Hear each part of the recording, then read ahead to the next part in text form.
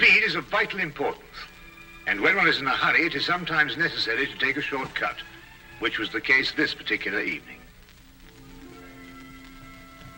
There are men in London who, out of shyness or sourness, have no wish for the company of others. Yet they are not averse to comfortable chairs and the latest reading material. For their convenience, a club was started which forbade its members from taking any notice of each other. If a member talked, it was a black mark against him, and 3 such marks rendered him liable to expulsion. Sherlock Holmes was neither shy nor sour, but he joined the St. Denis Club because he found the atmosphere soothing. True, I'd always been diligent about not disturbing him here, but tonight I had come on a matter of the greatest urgency.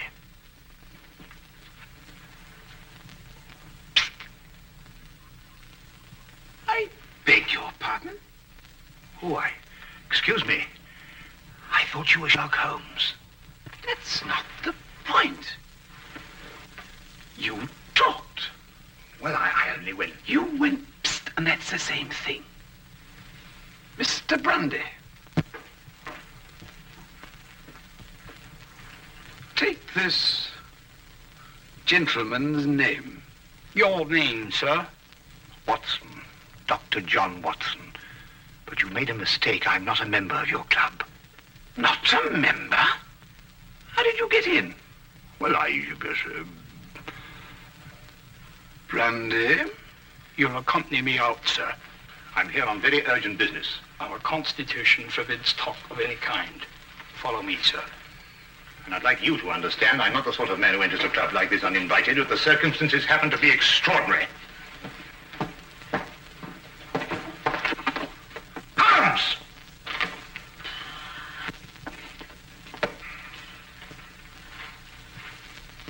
I must ask you, sir, not to attempt to... I don't believe such an incident has ever occurred before. Well, really? Holmes! Shh! I've never been so humiliated in my life. Why didn't you speak up in there? Because it's against the rules of the club, old chap. Oh, hang the club! This desire for privacy can go too far. What if an emergency arose? Yes, and perhaps to prevent that happening again, we'd better move down the hall a bit. Now, you were saying...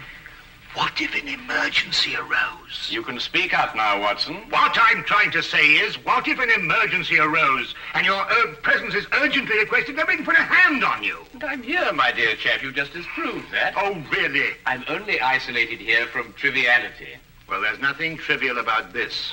There's a man waiting for you back at the flat, a man by the name of Dubec, Claude Dubec.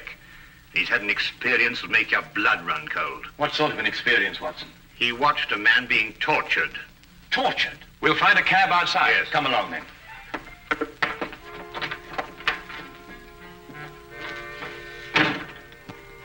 Once outside, we immediately hailed a cab, and I began to tell Holmes what I knew of the case.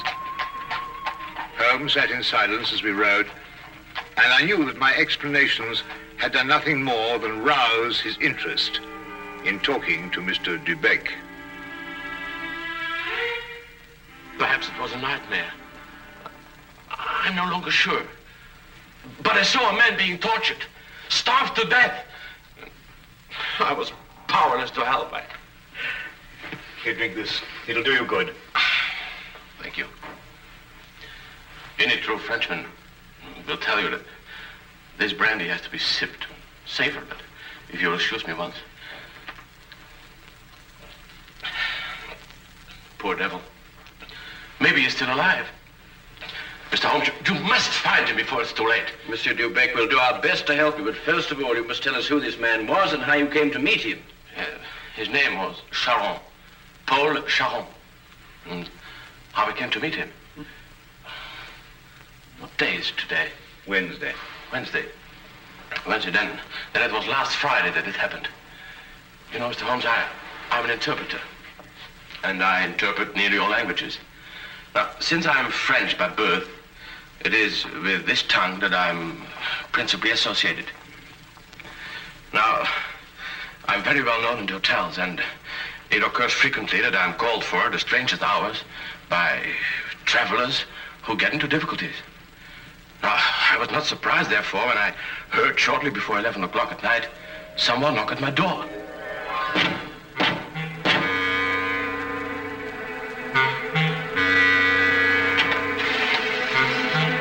Mr. Beck? I'm he. My name is Latimer, Harold Latimer. Forgive me for calling at such a late hour, but the man at the hotel said it would be all right. Oh, you need an interpreter? Yes. You do speak French, don't you? No, with the greatest of pleasure. What's your problem? Well, you see, someone from France came to see me on business. As it turned out, he speaks only French. And I, of course, can't even read the label on a bottle of wine. Oh, that's a pity. He's leaving tomorrow, and it's imperative that we settle our business tonight. I realize this is an imposition at this late hour. An interpreter and a doctor are the same in this respect. His hours are whenever he is required. Now, just a moment, I'll get my hat coat.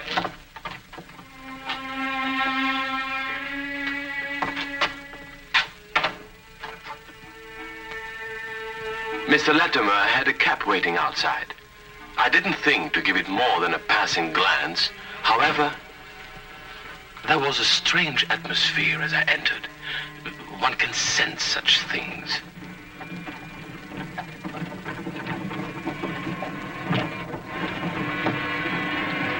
I must ask you not to. I beg your pardon, I prefer the shades drawn, Mr. Dubeck. but they cut out the view. That's exactly their purpose. You'll forgive me, but I have no intention of permitting you to see the place to which we are being driven. What is the meaning of this? You shall find out. Soon.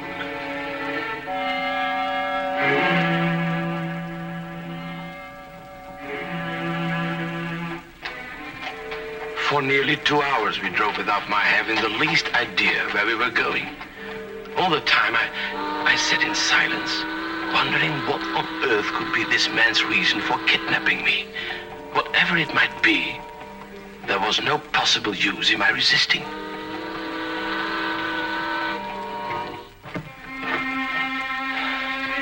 We've arrived, Mr. Dubeck. You're aware this is kidnapping, Mr. Latimer? It is somewhat of a liberty, I admit. We'll make it up to you. You may get out.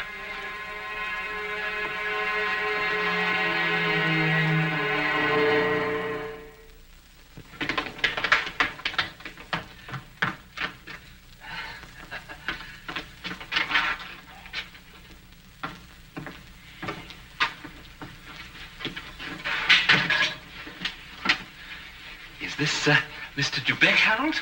Yes. Well done, well done. No ill feelings, Mr. Dubeck, I hope, but we couldn't get on without you. Now, what do you want of me? Only to ask a few questions of a French gentleman and let us have the answers. If you deal fair with us, you'll not regret it.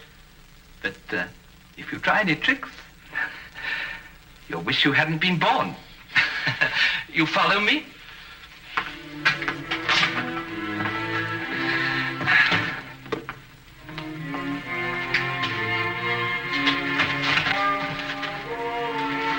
We put him in one of these so as to move him more easily. What have you been doing to this poor man? That is no concern of yours.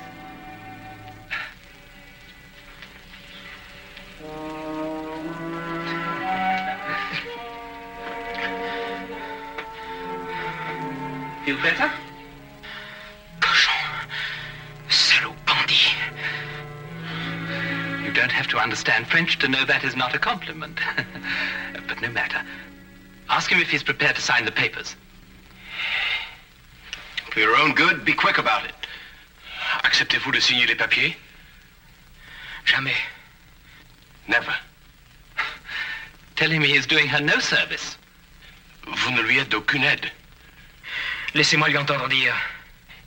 He says, let me hear her say so. Tell him he'll go free if he signs. Signez et vous serez libéré. C'est alors que je ne serai plus jamais libre. He says, then he will never go free. Then he knows what awaits him. Translate that. Vous savez à quelles conséquences vous vous exposez? Peu m'importe. He says he doesn't care. Stop it! It is only the beginning if he persists in being stubborn. Now let us try again and see if we can get better results. I was horrified at having to be a part of an affair like this, and even though I was only the interpreter, I felt guilty at not being able to give him any help. What could I do with Latimer on one side and Judd on the other, giggling with each question? Again and again, I asked him in different ways whether he would give in and sign the document. Again and again, I got the same reply. But soon, a thought came to me. I took to adding little sentences of my own to each question. Innocent ones at first, to see if I could get away with it. When our companion showed no sign of catching on, I played a more dangerous game. I asked him all about himself and learned that his name was Paul Charon. He was a stranger in London, that he didn't know what house we were in, that he was being starved to death. In another minute, I might have wormed the whole story out from under their noses, but for the interruption. Who is it? Oh, it's Micheline. The door is locked. Get rid of her. Give me the gun.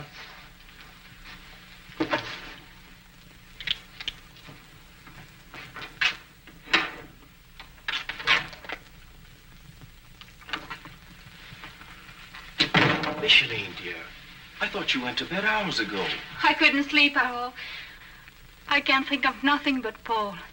Now, Micheline, there's nothing to worry about. But he should have been here 2 days ago. It isn't like Paul to do something like that. Something must have happened to him. Nonsense. I'll wager anything that he was delayed somewhere on business. Then he would have written to me. If I don't hear from him by tomorrow, I will go to the police. Micheline! Paul! He's in there! Micheline, what's the matter with you? Have you taken leave of your senses? But it was Paul's voice. It was nothing of the kind. But I did. I heard. Would I lie to you? If Paul were in there, wouldn't I tell you? Judd is in there. Judd. That's all. Oh, well, I don't know what's happening to me. Now, darling, it's only a case of nerves. You'll be all right after a good night's rest. But it never happened like that before. You've probably never been under such a stress. But it's foolish. If something happened to Paul, you would have heard about it by now. The fact that you haven't is proof enough that all is well. You're probably right. Of course I am. I'll take you back upstairs.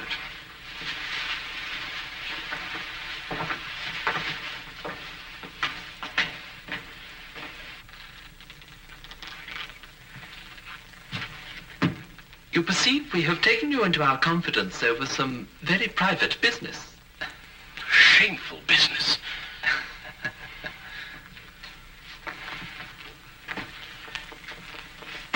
Necessary business. But it would not be to our interest if you spoke to anybody about it. Therefore, I am paying you a fee such as you have never before received in your life. There will be more the next time you come here. Thank you. However, I don't place all my faith in money. Therefore, I must warn you that if you speak to a single soul about this, we shall know about it. And you will pay for it with your life.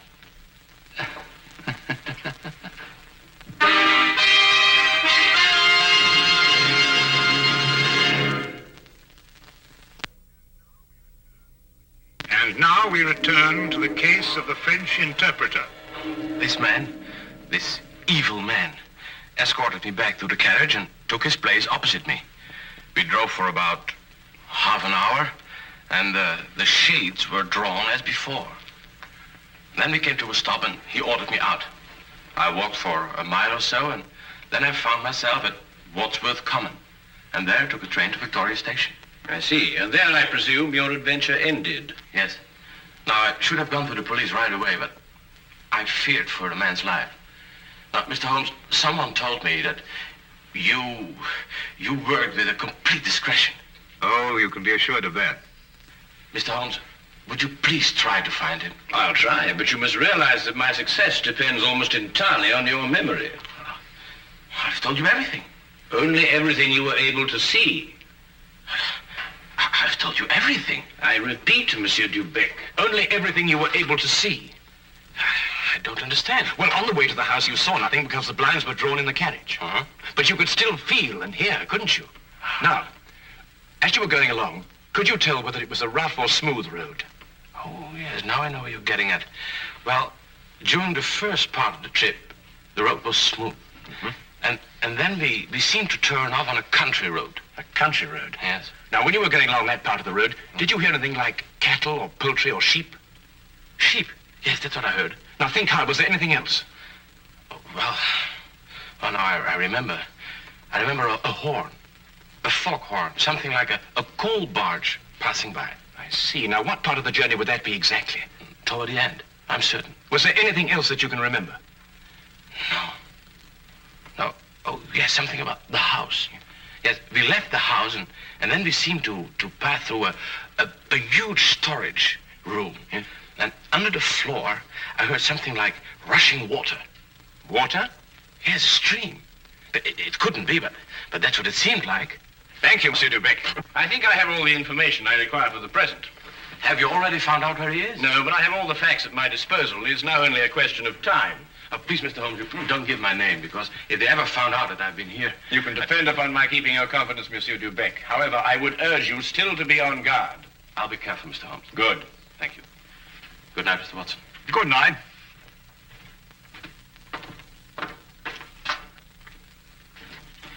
Good night, sir.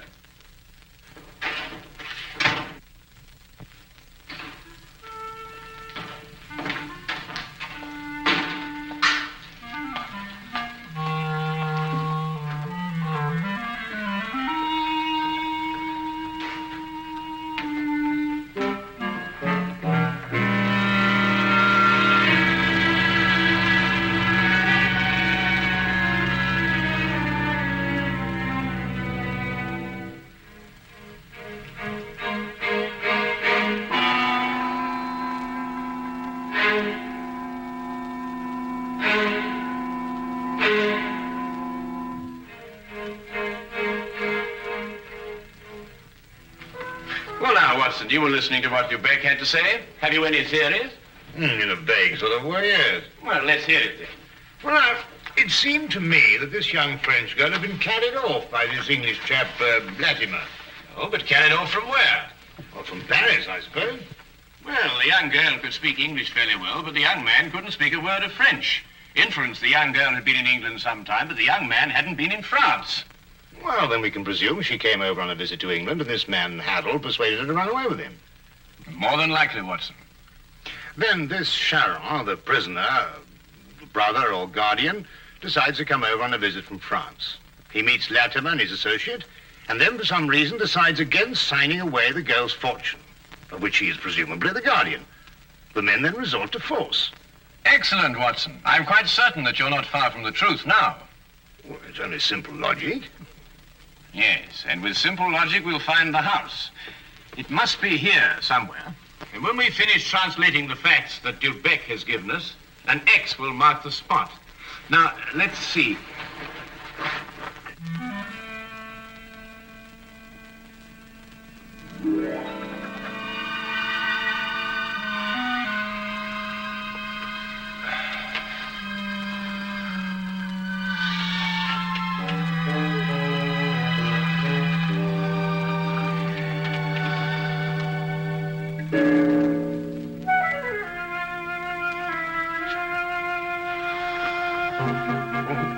Doctor, I'm sorry to disturb you, Doctor. Would you mind getting your coat? We'll pick up Lestrade on the way. You found it? I believe so.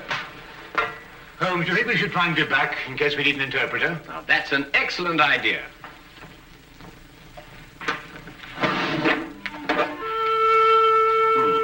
And from what I've heard, I believe these may come in handy. Right.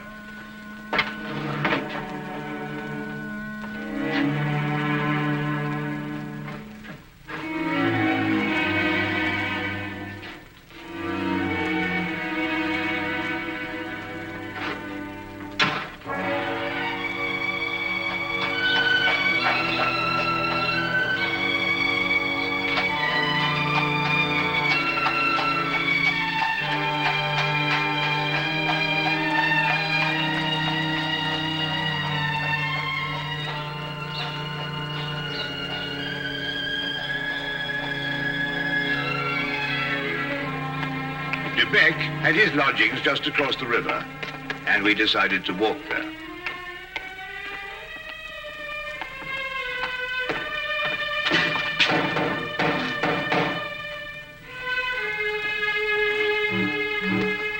If you're looking for Mr. de Beck, he left about an hour ago. Can you tell us where? Well, I don't know. I only know he drove away with a gentleman in a carriage. Well, did the gentleman leave his name? No, sir. Was he by any chance a rather tall, handsome-looking man? Oh, no, sir. It was a little gentleman with glasses. Did nothing but giggle all the time. Thank you, madam.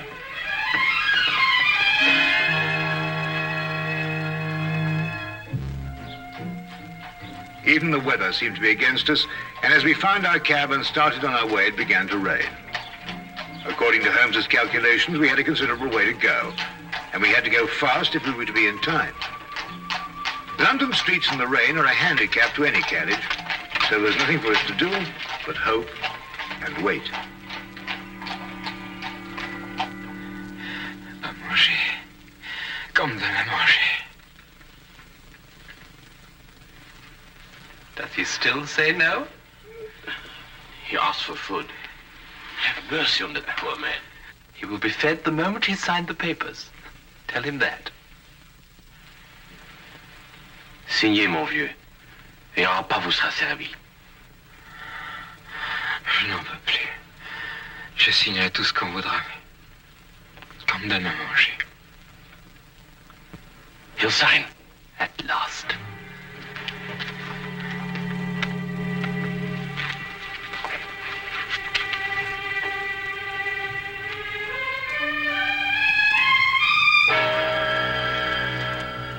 Now feed this man.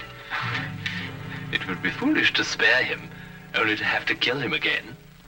Kill him? And you broke your promise. You spoke to Sherlock Holmes. That's not... That's true. There's no point in lying. But you couldn't tell him where we are. And even the famous Mr. Holmes could never deduce that.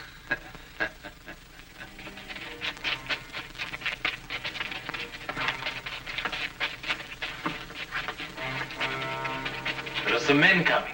Quick, open the trap.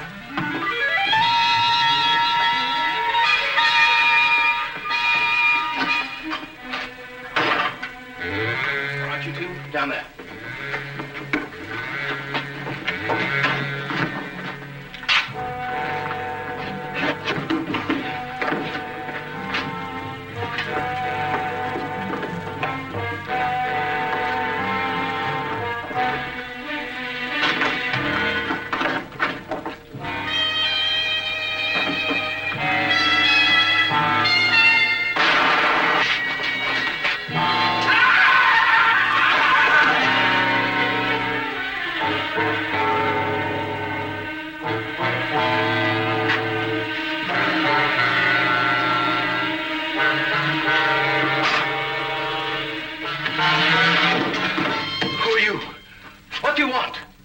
Does that answer your question? The property was rightfully mine. I'm her husband. It belonged to me. But he controlled it and wouldn't sign it over to me. He found out you were a thief. You can't take me to jail. I only tried to get what was coming to me. I'll see that you do.